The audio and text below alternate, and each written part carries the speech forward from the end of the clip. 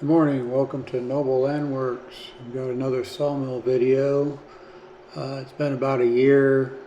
I haven't been able to use it a whole lot, but I have got it out once or twice.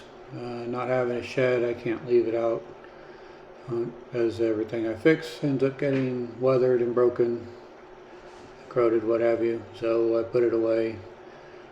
Whenever the rain starts coming back, I'll get it out for a few days and tinker on it and fix something and do a little milling. Last year we did that cedar. Wasn't a whole lot, but we were able to make a little project with it. That was last week's video that I finally put up. This week, it's the week following Christmas, I believe, as well as the week following New Year's. Got it out 2 or 3 times in between storms to tinker with. I had some issues that I've been working on, did some welding and some hydraulic leaks and things like that.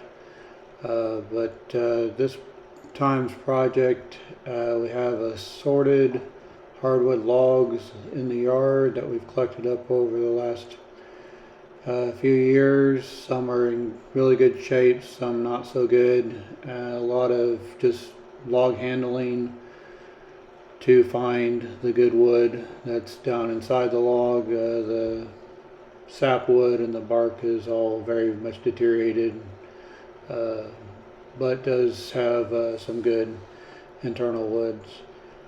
Like I said, a lot of log handling just to get familiar with the log turner and the clamps and everything that I didn't have on the manual mills. I'll get a picture of it towards the end, but I've got a pretty good stack of what I'm going to make into flooring. That'll take a few years to really get through it, air drying and then taking it to a kiln to get it treated or sterilized and dried out the rest of the way.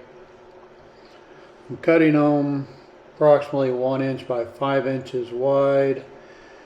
The wood floor that's in the house, the house is over 100 years old, and the wood flooring that was actually finished and in good condition is about 4.5 inch wide boards showing. So I'm hoping that after I do tongue and groove and straighten them and everything, we'll be fairly close to the same sizes. The rooms do not touch each other, so being off by 1/8 or even 1/4 inch isn't going to be a big deal, and the wood's not going to look anything like the wood that's in the house. The wood in the house is probably like an old growth, maybe pine or something. It's very yellowed. The new wood, like I said, is going to be a mixture of hardwoods. And we've got oaks and walnuts and cherries, locusts, and I believe there's some maple mixed in there as well. But anyways, it'll be all different colors and grain patterns and stuff. Be a little more modern and artistic looking than the old house would have normally have had. The old house would have had, one type of wood, and it would have been the same cut all the way through, just very simple. This will be simple, but have a lot of different varieties in it, giving it more of a fancy look, if you will, or a modern look.